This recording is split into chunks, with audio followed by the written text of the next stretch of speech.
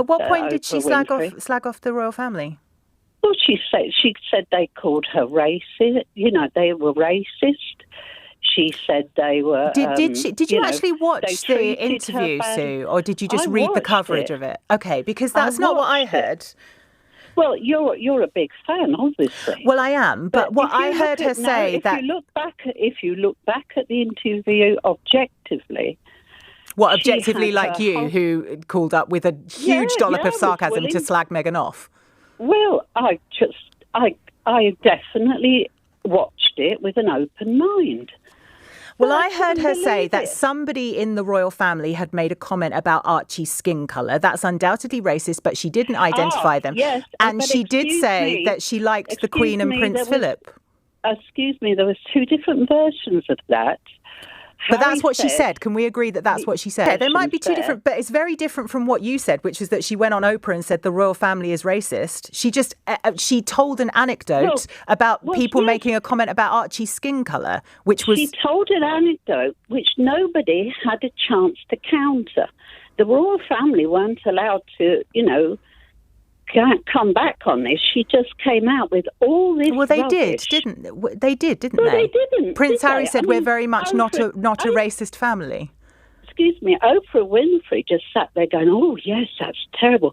Oh, you were treated so badly," and all this. And another point before you cut me off, she has the nerve to say that the press profits from lies.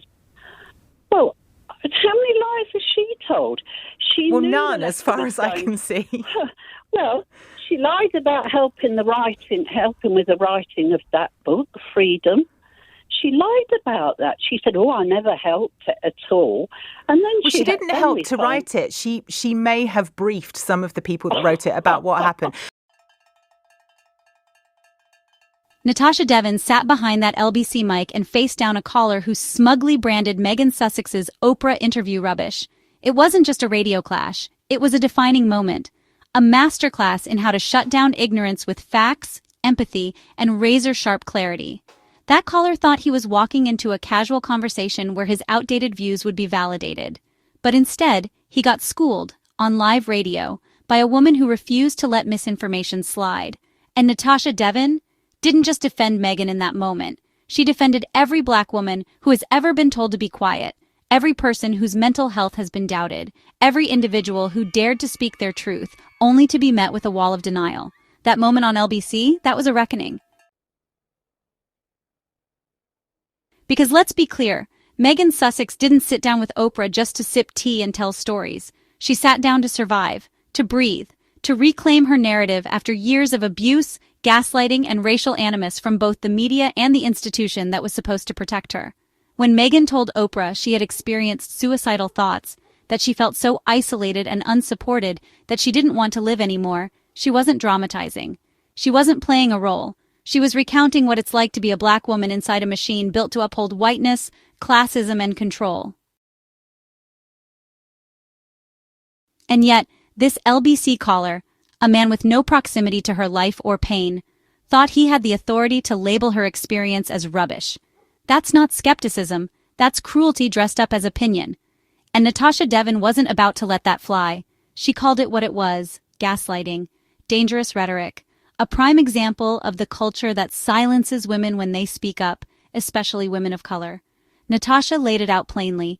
When someone tells you they are suicidal, the correct response is not to pick apart their timeline or question their sincerity. It's to believe them. It's to listen. But this caller wasn't interested in listening.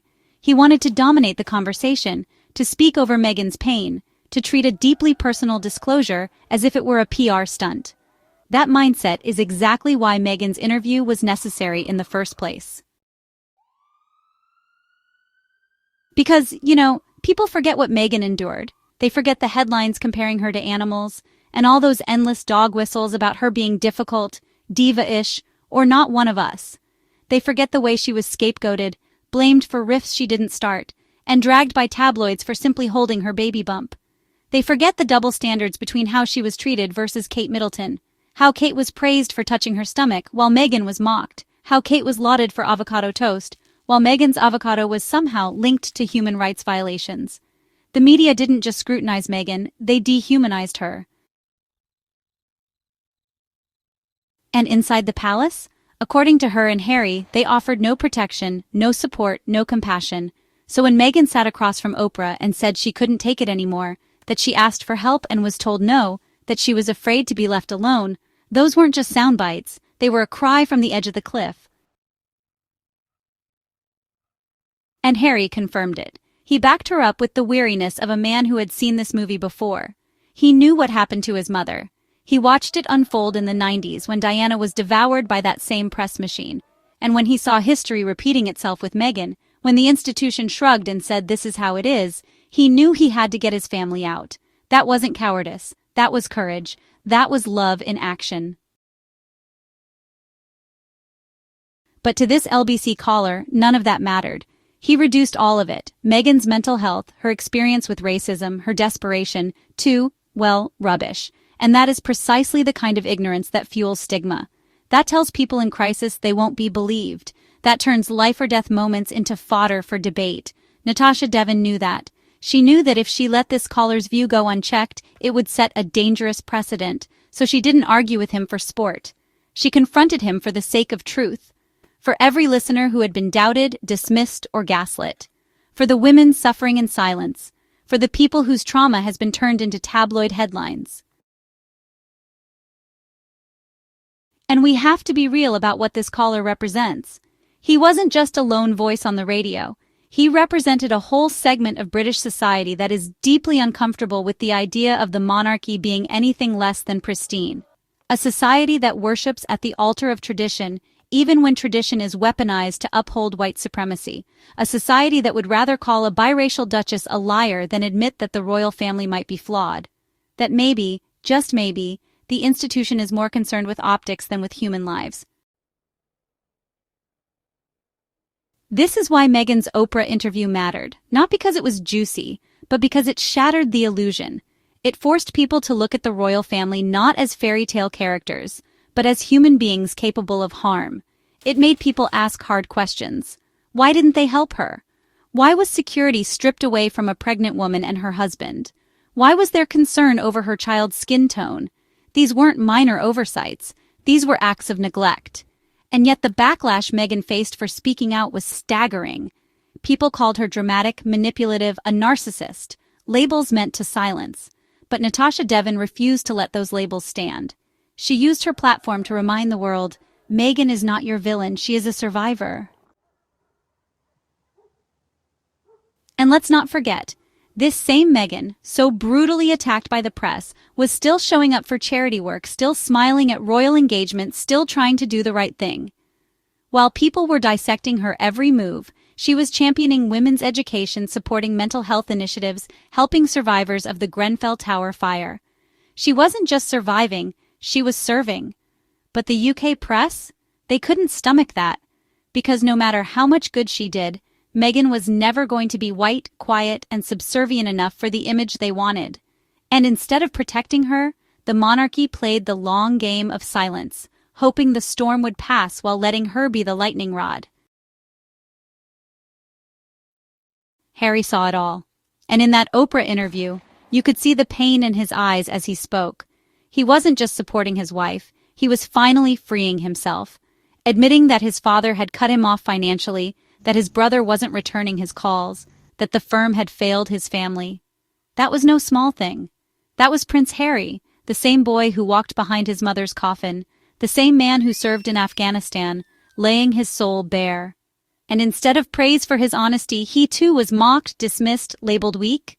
But Harry wasn't weak. He was wide awake. And we owe Natasha Devon for helping wake up the rest of us. Because if people like her didn't step up to defend Meghan and Harry, this culture of disbelief and denial would continue to thrive. We'd still be telling women to smile more, to toughen up, to keep quiet about the things that hurt. But Natasha said no. She used her voice to remind us that when someone tells you they are hurting, your job isn't to judge, it's to care.